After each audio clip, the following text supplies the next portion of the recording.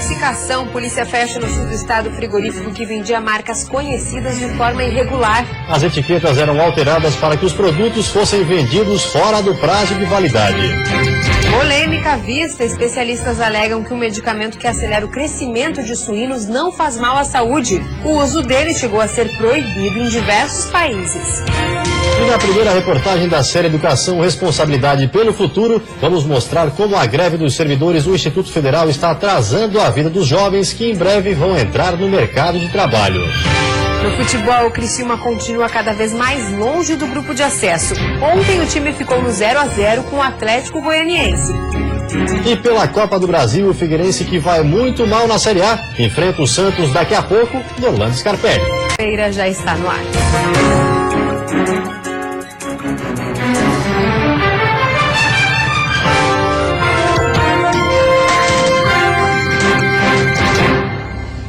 Olá, boa noite. Boa noite. Perigo à saúde pública. No sul do estado, a Polícia Civil fechou um frigorífico que funcionava de maneira irregular. No local eram comercializados produtos sem procedência sanitária e muitas vezes com data de vencimento adulterada.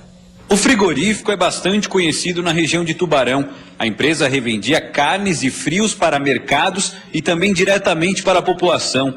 As investigações começaram a partir de uma denúncia de uma empresa do Tocantins, que identificou produtos com rótulos falsos da própria empresa que estavam sendo vendidos na região sul de Santa Catarina. Durante toda a manhã, uma equipe da Polícia Civil permaneceu na empresa, analisando os documentos e verificando a procedência dos alimentos encontrados. Nós fomos autorizados a entrar e acompanhar esse trabalho da polícia.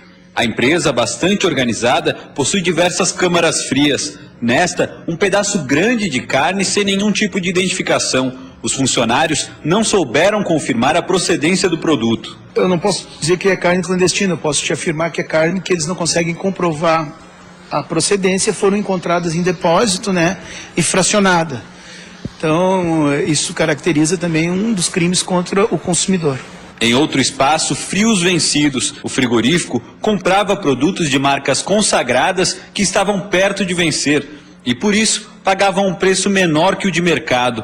O frigorífico apagava a data usando um solvente e reimprimia uma nova data na embalagem original, vendendo os produtos como se fossem novos. Eles acabavam envolvendo também o nome de grandes marcas, né, Dudu? Foram envolvidos os nomes de grandes marcas, como vocês puderam verificar pelas alterações, né, de validade de produtos e marcas bastante conhecidas no mercado em nível nacional. 4 pessoas foram presas em flagrante, entre elas o proprietário do frigorífico. Todo o material encontrado no local deverá ser recolhido pela vigilância sanitária e destruído. O frigorífico já respondia um processo na Receita Federal por não emitir notas fiscais, o que dificulta a localização dos produtos que já foram vendidos na região. Especialistas esclarecem o uso de um medicamento que acelera o crescimento dos suínos. A Rússia é um dos maiores compradores de carne suína catarinense, mas o país não autoriza o uso da ractopamina durante o crescimento dos animais. A substância é utilizada principalmente para que o animal tenha mais carne e menos gordura. Alguns países permitem o uso do medicamento com restrição ao limite. A ractopamina, então, ela é permitida no Brasil pelo Ministério da Agricultura desde 1999. Então, o Ministério diz que é possível utilizar entre 5 e 20 miligramas por quilo na ração, e se for utilizado nessas proporções, não acarreta deposição na carne, ou na gordura, ou fígado, ou nos rins. Então, deve ser respeitado esse limite que o mapa estabelece. A aplicação do remédio é na ração que os animais consomem nos últimos 28 dias que antecedem o abate. De acordo com especialistas, a fiscalização do uso da ractopamina também é realizada em várias plantas frigoríficas do Brasil. Então, eles coletam várias amostras e fazem as análises e depois eles disponibilizam ao público, ou seja, qualquer um pode ver o que apareceu nos resultados. E nos últimos anos tem dado 99% de conformidades. Ou seja, estamos muito bem no estado e no Brasil. Países como a China e Rússia restringem o uso da ractopamina, mas de acordo com o presidente da Associação Catarinense de Criadores de Suínos, essa é uma desculpa para os compradores negociarem preços com o Brasil. Então isso a gente vê que é protecionismo para que a gente perca sempre a competitividade. É claro que as indústrias elas fazem a produção segregada e respeitam os países que importam a carne e que não e exigem que não seja utilizado e fazem com excelência isso. Mas para mercado interno é utilizado e isso até hoje ninguém provou que prejudica a saúde humana. Então esse é o conceito que nós temos que ter, porque a carne suína ela é de excelência, é uma proteína animal que garante todas as qualidades e sem dúvida alguma é a melhor proteína animal que nós temos, porque é a mais consumida no mundo. Santa Catarina é responsável por 35% das exportações brasileiras e 27% da produção nacional, com um rebanho de mais de 7 milhões de cabeças. Em 2014, as vendas para o exterior totalizaram mais de 591 milhões de dólares. Não, a fase é boa, muito boa, o dólar ajuda bastante. É claro que você tem um vai e vem quando você trata de exportação. Você exporta e você importa. Você também tem algumas dívidas em dólar também, não tem dúvida. Mas desde que esteja bem equilibrado, vai embora. Hoje, nesse momento, para exportação é bom. E a seguir novos investimentos, a empresa Cremer vai ampliar as atividades em Santa Catarina. O protocolo de intenções foi assinado hoje. E ainda um dos prédios mais antigos do estado está passando por restauração. Depois da reforma, o Colégio Rosa se tornará um centro cultural.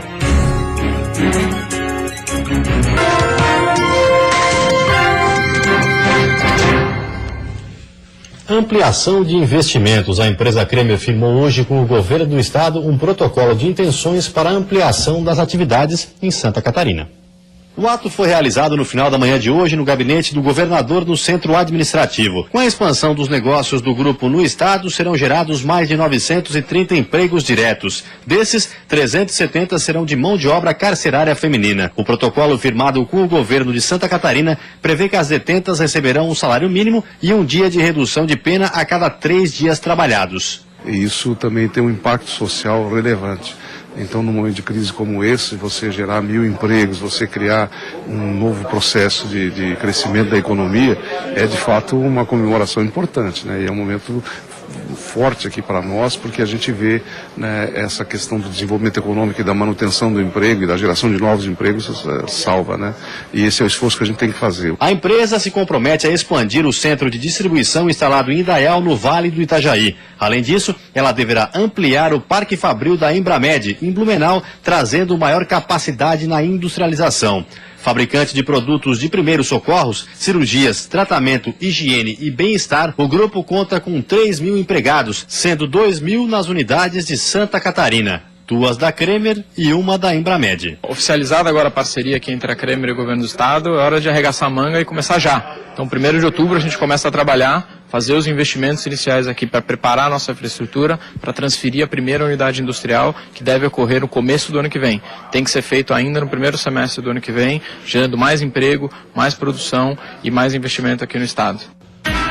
A primavera chegou e este primeiro dia da estação foi de calor em todo o estado. Condição que se mantém amanhã, principalmente no período da tarde. A temperatura atinge a casa dos 35 graus no litoral sul, com risco de pancadas de chuva durante a noite. No Planalto Norte e na Serra Catarinense, mínimas entre 16 e 18 e máxima de 27 graus. No litoral norte, Vale do Itajaí e Grande Florianópolis, máxima de 32. E no oeste, as temperaturas variam entre 19 e 31 graus.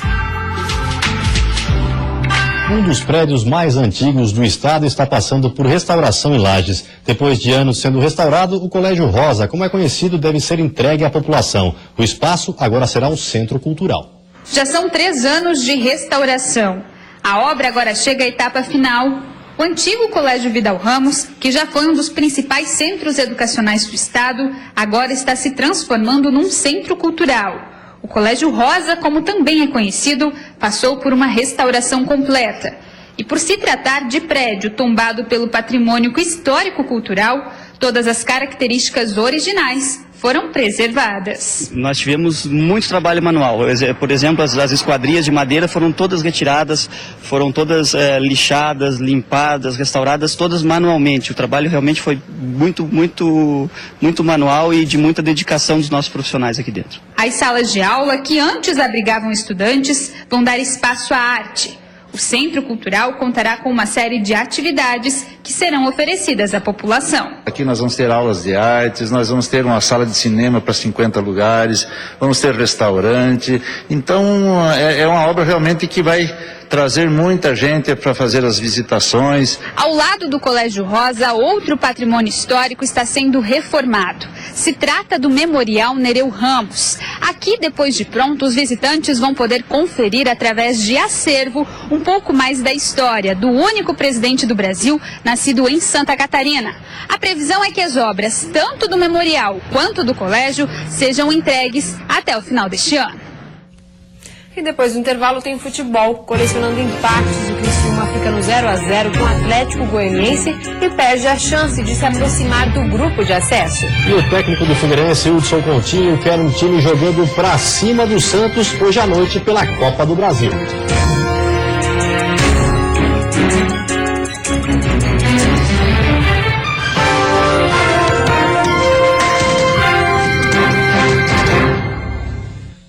Futebol, o Criciúma continua colecionando empates na Série B, o que está complicando muito a chegada da equipe no grupo de acesso. Ontem à noite, o Tigre ficou no 0-0 com o Atlético Goianiense. Jogando em Goiânia, o Criciúma teve várias chances de gol, mas não soube aproveitar. O Atlético também ameaçou, mas ficou apenas na tentativa. E a partida terminou assim mesmo, 0-0. O time do sul do estado é o 12º na classificação com 35 pontos. Em 21 jogos sob o comando de Petkovic na Série B, o Criciúma empatou 11 vezes, venceu 6 e perdeu 4 jogos. Ou seja, 52% dos resultados foram empates. Uma estatística que está ficando preocupante no Heriberto Wilson. Na próxima partida, sexta-feira, o time joga contra o América Mineiro novamente fora de casa. E pela Copa do Brasil, o Figueirense, que não está nada bem no Campeonato Brasileiro, quer surpreender o Santos hoje à noite no Orlando Scarpelli. O jogo começa daqui a pouco, às 7h30. Toda positividade eu desejo a você, pois precisamos disso nos dias de luta. Nesse momento, eu penso muito positivamente. Para mim não tem espaço de pensar em derrota, pensar em mais uma troca de treinador. O clima é esse, de positividade. Na primeira fala como treinador oficial do Figueirense, Hudson Coutinho mostrou convicção no próprio trabalho e deixou claro, um novo Figueira vem aí. Com a bagagem de preparador físico, já que foi a forma como começou a carreira, acumulando o que foi deixado dos outros treinadores, mas com um fator preponderante. Esse modo de jogar muito forte, marcação intensa, uma imposição física também que a gente tem, que é importante nesse momento. Mas também, por outro lado, no que a gente puder fazer a equipe jogar um pouco mais também é importante.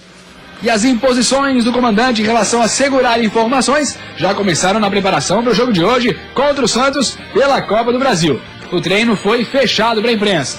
O que o Hudson deixou claro é que o Brasileirão é prioridade e alguns jogadores podem ser poupados. Carlos Roberto, já liberado pelo DM, e Paulo Roberto, volante considerado titular, ficaram de fora da lista de relacionados. O foco realmente é o Campeonato Brasileiro.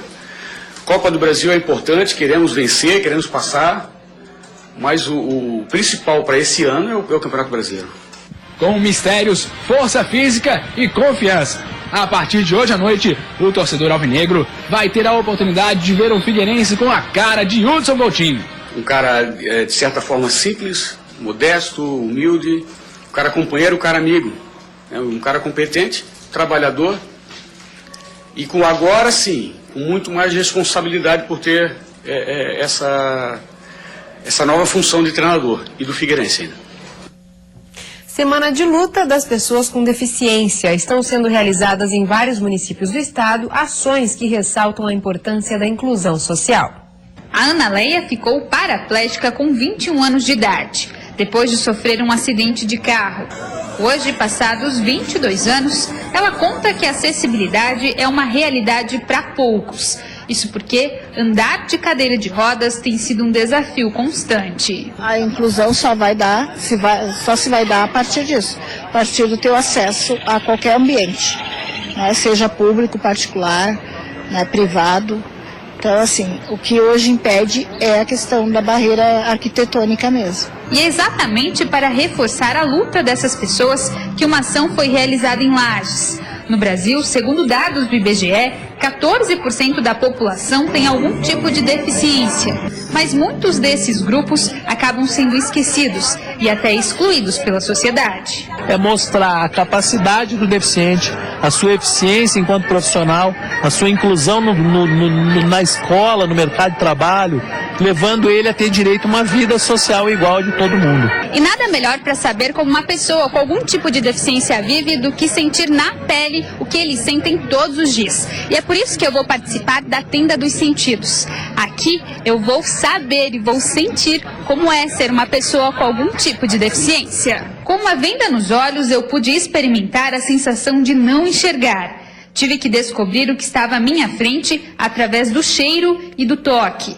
E ainda sentir como é andar em uma cadeira de rodas. E olha, não foi nada fácil.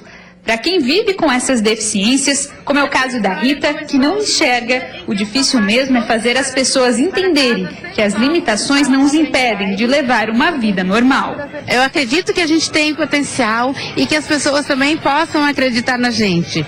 Porque, às vezes, a gente pode não enxergar dos olhos, mas com o coração e a nossa vivência, ela é longe. E a seguir, destaque acadêmico. O aluno de uma universidade de Joaçaba desenvolveu uma técnica de inseminação artificial em animais que rendeu uma indicação a um prêmio no exterior. E tem ainda a primeira reportagem da série Educação, Responsabilidade pelo Futuro. A greve dos servidores do Instituto Federal está comprometendo o futuro de muitos jovens estudantes.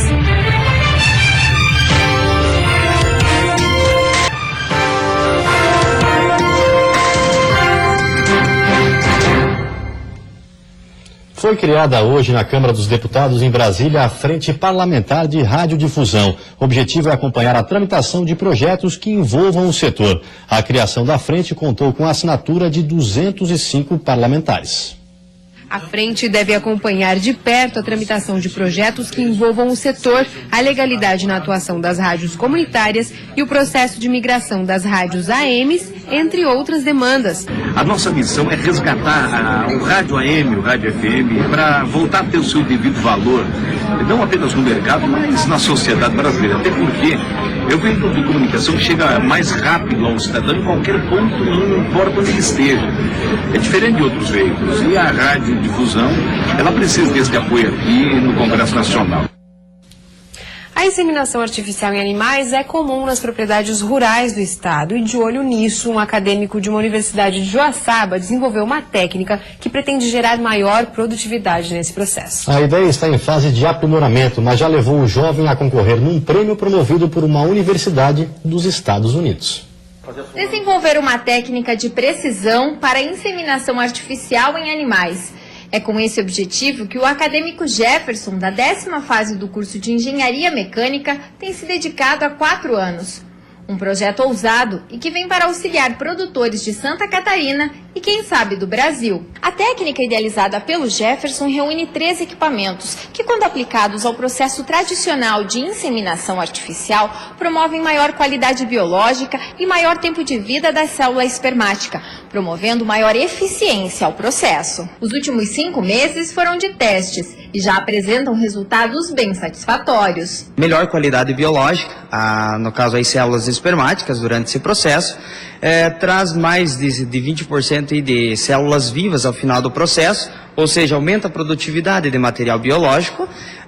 Esse processo também traz consigo o bem-estar animal, porque nós observamos que os animais submetidos a este processo, eles têm menos estresse quando coletado menos vezes no período de inseminação. O projeto do acadêmico está concorrendo a um prêmio promovido por uma universidade americana.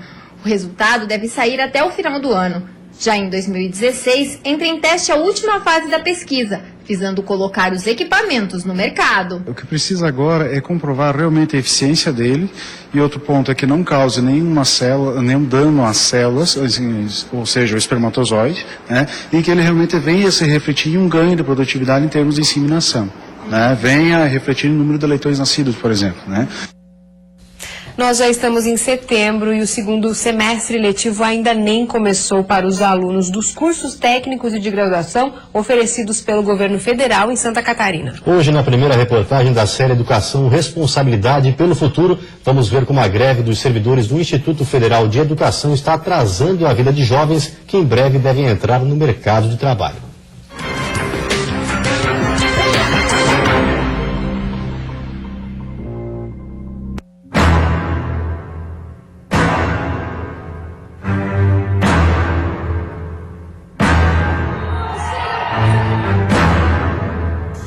Professores em greve, escolas fechadas e o resultado não poderia ser outro: atraso no ano letivo.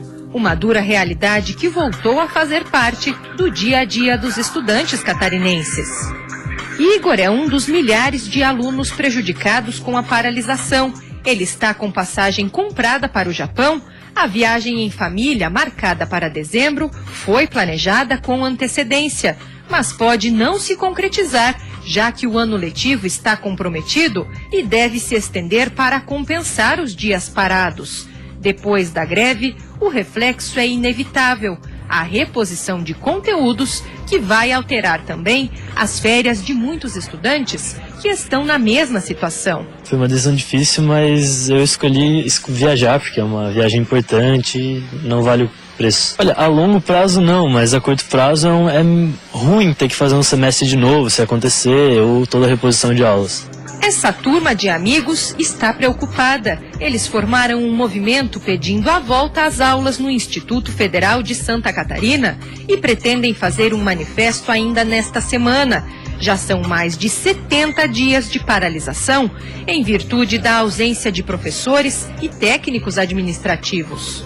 Tentamos também diálogo com os grevistas. A gente acredita que isso é fundamental, estabelecer um diálogo com eles, entender o lado deles e principalmente preservando e tentando conciliar a luta deles com os alunos, né? Insisti que eu queria fazer essa matrícula, eu queria ingressar aqui, mas muitos amigos meus não poderiam ficar no aguardo pelo início das matrículas e acabaram desistindo. Uma das pautas que eles pedem é o reajuste salarial, outra é a redução da carga horária, fim do ponto eletrônico, fim do controle de presença dos docentes. Então, a gente não concorda com todas essas pautas, mas a gente entende que a pauta de reajuste salarial é justa. A gente precisa do professor, porque o professor é a pessoa que ajuda a gente realmente, porque se a gente pegar um livro e tentar entender sozinho, muitas vezes a gente pode ter muitas dúvidas e até aprender errado, o que seria errado para o futuro quando a gente for exercer a nossa profissão.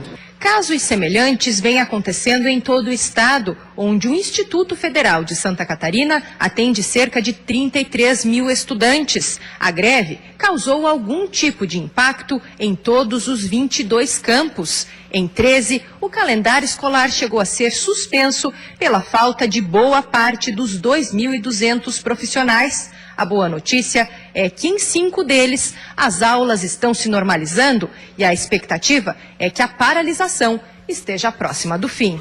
Os servidores pedem aumento de 27,3% em todo o Brasil e já chegaram a obter do governo proposta de 21% em 3 vezes, mas as negociações regrediram. Agora, a reitoria do IFSC acredita que o cenário é de volta ao trabalho e já prevê um novo cronograma para amenizar os prejuízos aos estudantes. Nosso compromisso sempre é pela reposição integral dos dias letivos, da carga horária e dos conteúdos, né? É claro que ele fica um semestre diferente, porque a gente vai precisar fazer um calendário todo especial de reposição. Então, é claro que esse retorno ainda depende do desdobramento dessa Assembleia de quinta-feira, do desdobramento em Brasília no final de semana, numa outra plena, mas a gente está percebendo que existe já um indicativo bem forte de retorno. Mas enquanto as atividades não voltam ao normal, fica a grande dúvida: programar ou não as férias? Uma pergunta que apenas o tempo vai poder responder.